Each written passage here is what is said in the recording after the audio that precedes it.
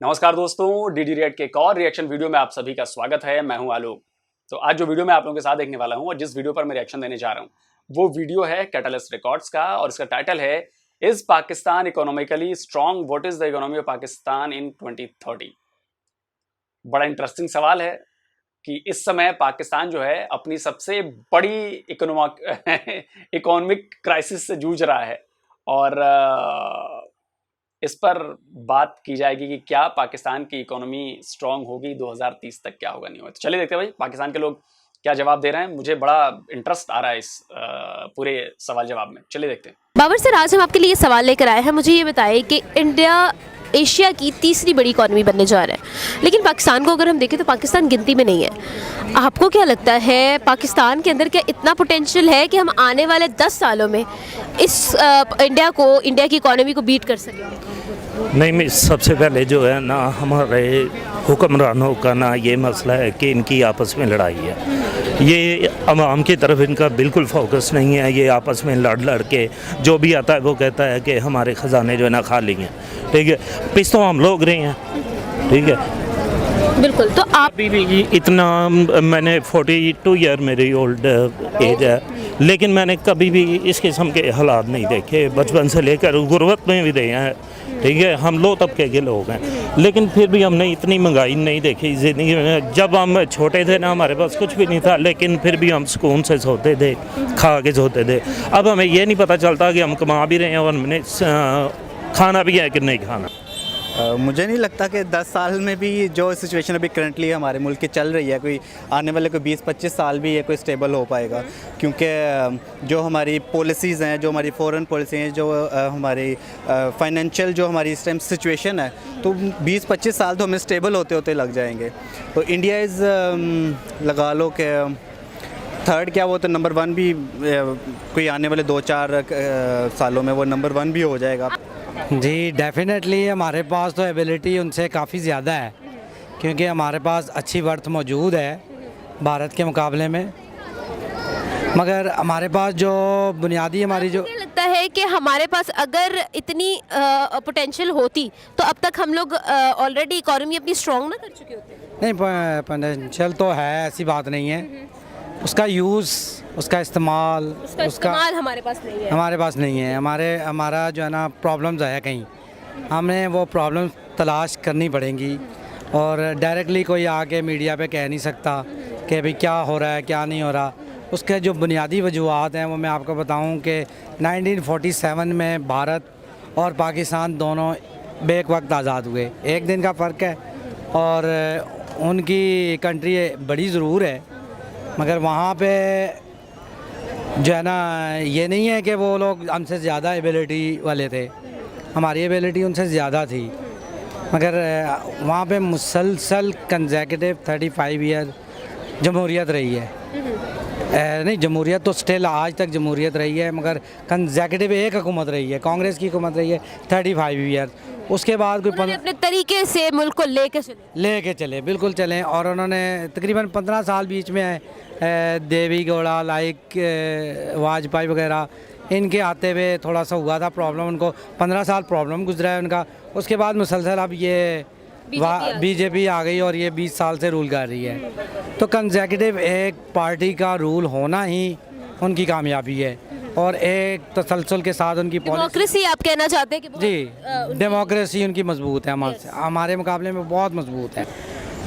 The reason for India's being economically strong is the majority government and a stable government that's been for 10 years, 15 years, I mean, same party government, and they keep working on similar policies. Here in Pakistan, that's exactly what we need. Not just we need a good, strong leadership. We also need some sincere leaders who would work for the development of Pakistan, and not the type of guys who would come and lag Pakistan behind. Because infrastructure building gives jobs. Exactly. And it creates jobs. Road building, hospital building, universities. It gives not just education to the nation, it gives jobs. And therefore, if we had a leader that was doing lots of development works in Pakistan, I personally feel that they would actually make Pakistan become an advanced economy like Malaysia. May not be as strong. India is not very strong. I've been there personally. If you look at if you've been there personally, what was your experience? What have you experienced? Their people, are they, they are helpful, or are they very extremist, as our media shows us? So, what was your experience being in India? Actually, in India, I had a good experience. People, one thing that amazed me was even the rickshaw drivers spoke English, and that means they welcomed the foreigners. They were accessible to people. They had hotels. They had built their tourism. Okay. And people, besides what governments say to you, and people were actually very friendly. मुझे ये बताएं कि आपको क्या लगता है आखिर वजह क्या है? वजह सबसे पहले ये महंगाई की वजह। कोई भी हमें सपोर्ट नहीं करता, कोई भी हुक्मरान जो है वो ये नहीं चाहता कि पाकिस्तान की कौमी जो है ना खुशहाल हो। अगर वो हमारी तरफ देखेंगे तो फिर ना वो सिर्फ हमारे वोट लेते हैं, उसके बाद गायब हो जाते हैं। कभी भी हमारे डोर टू डोर आते हैं, ठीक है, 5 साल बाद कह लें, 4 साल बाद कह लें, उसके बाद हम खुद उनको इंट्रोड्यूस करवाते हैं कि जी जनाब मैं वहाँ पे रहता हूँ, ठीक है। उससे पहले उन्हें हर चीज़ का पता होता है कि हम किस जगह पे रहते हैं, हमारा नाम क्या है, सारा बायोडेटा बगैर किसी ID कार्ड वगैरह पे बोर्ड आ जाते हैं ना, जो स्लिप होती है। लेकिन डोर टू डोर राशन नहीं आ सकता किसी गरीब के घर। बिल्कुल ऐसे ही। अगर उसकी स्लिप आ सकती है कि हमें वोट डाले, तो ये मैं तो यही कहूँगा कि अगर मेरा काफ़ी सारी रीज़न्स हैं, कोई एक स्पेसिफिक एक रीज़न नहीं हम कह सकते। इसके पीछे हमारे लीडर्स भी हैं, इसके पीछे हमारी पॉलिसीज़ भी हैं, हमारी इंडस्ट्री भी है, और हमारे पास कोई इतनी मशीनरी भी कोई इतनी स्ट्रॉन्ग नहीं है, और हमारा IT सेक्टर भी उतना स्ट्रॉन्ग नहीं है। तो एक नहीं मल्टीपल रीज़न्स हैं इसकी, जो सा हम काफ़ी इंडिया से लैग कर रहे हैं बिहाइंड। तो आपको क्या लगता है कि इंडिया ने अगर अपनी डेमोक्रेसी स्ट्रॉन्ग की हुई है और वहाँ के कोई भी इदारे हैं, जो भी इंस्टीट्यूशंस हैं, वो किसी भी काम में इंटरफेयर नहीं करते, हर कोई अपना काम कर रहा है, ये चीज़ कैसे डेवलप होती है लोगों में? ये तो तालीम से ही हो सकती है। तालीम के बगैर तो कुछ भी पॉसिबिलिटी नहीं है। तालीम का सर्कल यहाँ पे भी काफ़ी है मजबूत, मगर कुछ हजारादारी है यहाँ पे, जागीरदाराना सरदाराना निज़ाम हमारे कुछ जगहों पे चल रहा है। जैसे आप बलूचिस्तान में जाते हैं तो वहाँ पे सरदारों का निज़ाम चलता है, पंजाब में आ जाएं तो वहाँ जागीरदारों का चलता है, सिंध में चले जाएं तो वहाँ वडेरों का चलता है। इसी तरह आप अगर पेशावर साइड पे जाएं तो वहाँ खानों का चलता है। तो ये निज़ाम कुछ लोगों के होल्ड में है, इसको बदलने की ज़रूरत है। सबको एक लाइन में लाना पड़ेगा। बिल्कुल सही। एक जैसा निसाब तालीम होना चाहिए। अब कोई एक जैसे राइट्स होने चाहिए, हकूक़ होने चाहिए, बिल्कुल एक जैसे राइट होने चाहिए। है प्रॉब्लम इंडिया में भी है, मगर इंडिया ने मुसलसल जो है ना एक उसको कवर किया है। और हम मेरे हिसाब से सबसे बड़ी प्रॉब्लम पता है क्या आप लोगों की है? सबसे बड़ी प्रॉब्लम वो है कट्टरवाद वाली सोच और एजुकेशन की कमी। वैसे एजुकेशन गारंटी नहीं है कि आप कट्टरवाद की तरफ आकर्षित नहीं हो जाएंगे या कट्टर नहीं बन पाएंगे, लेकिन फिर भी एक रहता है कि चलो पढ़ा लिखा आदमी है तो शायद ठीक हो जाए। दूसरी चीज जो ये जागीरदारी वाली प्रॉब्लम है ना, कि हम जी चौधरी हैं और सब मेरे गुलाम हैं, ये जो पंजाब वाले एरिया की मानसिकता है कि रूलर हम हैं, बाकी सब जो हैं वो सब हमारे मातहत हैं। बलूचिस्तान में यही हो रहा है। बलूचिस्तान से आप गैस निकालते हो, बलूचिस्तान से आप सोना निकालते हो, बलूचिस्तान से आप तांबा निकालते हो, बलूचिस्तान से आप मछलियां निकालते हो। बलूचिस्तान के लोगों को वापस देते क्या हो? आप कुछ नहीं देते। ना वहाँ के बच्चे पढ़ रहे हैं, ना वहाँ पे स्कूल ढंग के हैं, ना कॉलेजेस ढंग के हैं, ना यूनिवर्सिटीज़ ढंग की हैं, ना इंफ्रा ढंग का है, ना बिजली है, ना पानी है। मतलब एक वर्ल्ड बैंक की रिपोर्ट, कहीं में वर्ल्ड बैंक की रिपोर्ट थी या पता नहीं किसकी रिपोर्ट थी, कि भाई वहाँ पे 80% लोगों के पास पानी, साफ पानी पीने को नहीं मिलता नहीं है, और लोग मर रहे हैं। वहाँ पर इतनी बीमारियाँ हो रही हैं गंदा पानी पीने की वजह से बलूचिस्तान में, कि लोग मर रहे हैं लेकिन किसी का कोई ध्यान नहीं है। बड़ी बड़ी बीमारियाँ हो जा रही हैं लेकिन किसी का कोई ध्यान नहीं। तो ये जो है ना कि जी हम एक खास वर्ग है, बस वही सारी सुविधाएं लेगा, राजा महाराजा की तरह रहेगा, बाकी जाए भाड़ में। पैसा बस निकालते रहो उनसे, चूसते रहो उन्हें, शोषण करते रहो। ये सबसे बड़ी दिक्कत है आपकी, और ये वहां के हर पॉलिटिशियन में आज से नहीं 75 साल से उठा के देख लीजिए, वो चाहे सेना वाला रहा हो चाहे सिविल रहा हो, देख लीजिए। वहाँ तक अब नहीं पहुँच सके, बिल्कुल। हमारे लिए प्रॉब्लम चल रही हैं। आप मुझे ये बताएं कि अगर हम इंडिया की बात करें तो इंडिया ने इतना ग्रो कैसे कर लिया, आगे इतना कैसे चला गया? इंडिया का जो है ना, मैं कोई उसमें ना आंसर नहीं दे सकता, क्योंकि जिस मुल्क में हम रह रहे हैं हमें तो उसका ही पता है, ठीक है। तो हम तो यही दुआ करते हैं। हम ये तो जानते हैं ना कि एक मेजर डिफरेंस हम में कायम हो गया है, क्योंकि वो भी जो है ना एजुकेशन का वो जो है ना वो फोकस करते हैं उस पर, जो मेरा ख्याल है, ठीक है। तो हमारे बच्चे जो अगर एजुकेशन की तरफ जाएं भी तो महंगाई की तरफ से पीछे रह जाते हैं, ठीक है। हम ना अच्छे स्कूलों में दाखिल करते हैं, हमारे बच्चों को तो उर्दू भी नहीं आती सही, बल्कि हमें भी नहीं आती सही कई दफ़ा, ठीक है। तो उनका बच्चा देखें, छोटे से छोटा बच्चा हो, उनका जो कैसा स्टैमिना है, वो इतनी अच्छी स्पीच करते हैं टेलीविज़न पे, इतने अच्छे वो ना अप्रिशिएट करते हैं अगर कोई मोटिवेट करते हैं। हाँ जी, कि अगर कोई कामयाब है ना, अगर उसमें कोई टैलेंट है तो वो आगे लेके आते हैं, हमारे जो है उसको कैद कर देते हैं।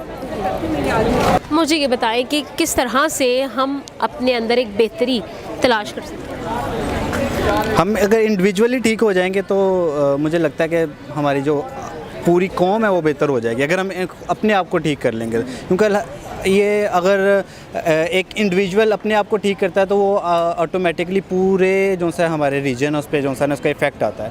तो मुझे लगता है कि बजाय ये कि हम दूसरों को इस पर पॉइंट आउट करें, हम अपने आप को अगर बेहतर कर लेते हैं तो बेहतर, क्योंकि हम में से ही लीडर्स हैं जो कि आगे आएंगे। तो अगर हम अपने आप को बेहतर करते हैं तो फ्यूचर में अच्छी ग्रोथ नज़र आ सकती है। बिल्कुल। Thank you so much. Okay, so the people were actually very friendly. I have a question in my mind that what do you think in Pakistan, what are we lagging in that we are not developing in that context? What do you think, what is your opinion about that? I feel Pakistan has lots and lots and lots of potential, and our Pakistanis from abroad can also come in and put some new industries and everything if the environment to do business was actually suitable. Okay. A few years ago I came back to Pakistan, and the same city Lahore was so vibrant, roads were so new, fresh, everything. Now I've come back after 4 or 5 years, and it's So peaceful. Lahore's run down though. It needs to be continually developed, yes. When I went back last time, I was telling everybody that Pakistan is like Lahore I came to. It's a 22nd century city now. But I've come back to see after 4 years or 5 years that it's actually gone back, not forward. So when this happens, then countries don't make development or progress, you know. Okay. Yeah. Otherwise, our Muslim countries like Malaysia, Dubai, the other countries, you know, like I've been to quite a few countries and they've been very good. Okay. And the reason why they've developed so much, I mean, we went to Indonesia and Malaysia a few months ago, and it's beautifully developing. Okay. We should have been much better than them if we stayed at the same pace as we were doing 4 or 5 years ago. But it's gone backwards. Okay, I got that. Malala ma'am, I want to ask you the question, being welcoming, being friendly to a foreigner, how important it is? It is very important, of course. If you have the facilities, if your hotels, I mean, like you know, your government preserves the like you know, state assets. Exactly. And historical places, and then they make them accessible or cheaper for tourists to visit, and actually work on them. We went to Italy the other time, to Pompeii, and we saw that even though it's a city that's come out of the ashes, they've dug out, but they were fixing it up. Here, you go to this Shalimar, such a beautiful place, but it needs work. It needs work. Yeah, the even masjid. It needs care. Mosque, yeah, it needs lots of care. Same thing is even if you were not simply in Lahore and you were outside, it would still need all the other areas as well. They need maintenance. Exactly. They need looking after, and that would draw the customers. Plus, making the visa easy. The visitor also would like to come, would love to visit again and again, and that would be very helpful for the country. I tell you, I had such a bad experience just yesterday when we were coming that my husband wasn't allowed to get on board because we went to Pakistan embassy and we were given wrong information that as a US citizen or as a British citizen, you don't need a visa, you would get a visa upon arrival. Okay. But we paid for the flights and family now split. Your husband has to go back. He had to go back and fly class. You know, it was no show, all the money gone, and it's very, very annoying. And Obviously it is. if at the airport they had first, if Pakistan embassy had given us correct information, then at the airport it was made easier. The visa system was easier, and you didn't have to go through the rigmarole of electronic ticket first, then you board the flight, then you come here, then you get another visa upon arrival. That's too much, too many things. Yeah, exactly. And make the visa system easy, let the tourist come. Okay. Make the visa system free for the foreign people, let them So that they come. so that they could come. Right. Thank you so much. Otherwise, I tell you, lots of people were in the plane and there were no seats. That means that people are loving to come back to Pakistan, but system have to be good for them as well. Visa system right especially. Thank you so much जी viewers, हमने आज लोगों से ये बात की कि उनको क्या लगता है, हमारी आवाम को क्या लगता है, पाकिस्तान को क्या लगता है कि आने वाले 10 सालों में क्या पाकिस्तान के पास इतना पोटेंशियल है कि हम इंडिया को इकोनॉमिकली बीट कर सकें या नहीं। इसके बारे में मैंने जाना, लोगों का ओपिनियन, उनका ओपिनियन आप तक शेयर भी किया। उम्मीद करती हूँ आज की वीडियो आपको बहुत पसंद आई होगी। अगर हमारे अपने ओपिनियन की बात की जाए तो मैं तो यही कहना चाहूँगी कि अगर हमारे लीडर्स और हमारे जो है हुक्मरान और हमारे जो सरकर्दा लोग हैं, करता धरता है, वो अगर बेहतरीन तरीके से परफॉर्म करें और अपनी जितनी भी रिस्पॉन्सिबिलिटीज़ हैं उनको बहुत ही ज़्यादा जो है ईमानदारी के साथ परफॉर्म करें, तो मेरे ख्याल में हम लोग काफ़ी हद तक बेहतरी की तरफ जा सकते हैं। इसी के साथ चाहूँगी आपसे इजाज़त, आप नादिल को दी इजाज़त और देखते रहे कैटलिस्ट रेकॉर्ड्स। लेकिन जाने से पहले हमारे चैनल को सब्सक्राइब करना मत भूलिएगा, हमारी वीडियो को लाइक करें और अगर आप कुछ शेयर करना चाहते हैं, हमें कुछ बताना चाहते हैं, अपना ओपिनियन देना चाहते हैं, कमेंट बॉक्स में हमें ज़रूर बताइएगा। मिलते हैं अगली वीडियो में एक नए मज़ेदार से टॉपिक के साथ, तब तक के लिए अल्लाह हाफ़िज़। चलिए दोस्तों, वीडियो ख़त्म हो गया और मैं तो ये कहना चाहूँगा कि इस सवाल के जवाब में ये कहना चाहूँगा कि अगर अभी से वॉर लेवल पे पाकिस्तान अपनी इकोनॉमी सुधारने के लिए काम करे और ये सब कुछ करे, तो उसे मिनिमम 50 साल लगेंगे। अभी जो भारत की मौजूदा स्थिति है 3.5 ट्रिलियन के आसपास, 50 ईयर्स लगेंगे तो शायद यहां पे पहुंच पाए। शायद 50 साल की बात कर रहा हूं, और तब तक इंडिया पता नहीं कहां पहुंच जाएगा, ये तो सब आप जानते ही हो। तो ये अब गैप इतना बड़ा हो गया है कि इसे भरना बहुत मुश्किल है। इसका एक एग्जांपल देता हूं मैं। जितना हमारा फॉरेक्स रिजर्व है ना 600 बिलियन प्लस है, उतनी तो आपकी इकोनॉमी नहीं है, उसके आधे में है आपकी इकोनॉमी। हमारी इकोनॉमी तो छोड़ दीजिए, हमारा जो फॉरेक्स रिजर्व है उसके आधे में नहीं हो आप। हमारे जो सिर्फ मुंबई की इकोनॉमी होगी उसके बराबर भी नहीं हो आप, बिलियन में हो, 300 साढ़े 300 बिलियन। आप समझ रहे हो कि आप कहां पर हो। अगर आपकी इकोनॉमी थोड़ी बहुत भी अच्छी होती, थोड़ी बहुत की बात कर रहा हूं, तो आपको ये कर्जे मांगने के लिए दर दर भटकना ना पड़ता। कभी चाइना, कभी सऊदी अरब, कभी आईएमएफ तो आपको नचा रहा है, लिटरली नचा रहा है। आईएमएफ कह रहा है कि अच्छा ये करो, हाँ कर दिया, नहीं मजा नहीं आया यार, अब ये भी करो, वो भी कर दिया। अच्छा सोचते हैं 2 दिन बाद फिर कहता है अच्छा गैस के दाम बढ़ा दो यार, तब देखेंगे। आप सोचिए ये हालत कर रखी है आईएमएफ ने आपकी, और धीरे धीरे आप आईएमएफ के ट्रैप में फंस चुके हो। यकीन मानिए फंस चुके हो आप। और एक बार जब आप कर्ज के चक्कर में फंस जाते हो, निकलना बहुत मुश्किल है अगर आपकी कमाई नहीं है तो। और पाकिस्तान की कमाई बिल्कुल नहीं है।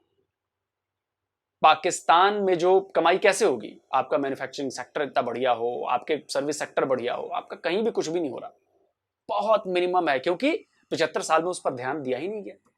सरकारों ने, सेना ने सिर्फ अपनी जेब भरी है। लोगों को रोजगार मिल रहा है, नहीं मिल रहा है, लोगों को नौकरियां मिल रही हैं, नहीं मिल रही हैं, लोगों के लिए सुविधाएं मिल रही हैं, नहीं मिल रही हैं, फैक्ट्रीज लग रही हैं, नहीं लग रही हैं, कोई मतलब नहीं है उससे। और इसके लिए आप लोग जिम्मेदार हो। आप लोगों ने गलत होते हुए को रोका नहीं। अभी भी अगर आपको लगता है कि इमरान खान सच्चे पाकिस्तान को ठीक से ले जा सकते हैं, तो भाई शहबाज को कैसे बिठे रहने दिया गया है पीएम पर? सड़कों पर निकलो आप लोग, उनको उतार के फेंक दो, इमरान को लेकर आओ। तो आप लोग बैठे रहोगे चुपचाप, कुछ करोगे नहीं और सोचोगे कि सब ऊपर वाला करके आपको दे दे, मुंह में खिला दे आपको चम्मच से। तो ये तो नहीं होगा बॉस। और यही आदत आपकी 75 साल से है जो आपको डुबो रही। तो जल्दी मिलता हूं एक और नए वीडियो के साथ। नमस्कार, जय हिंद।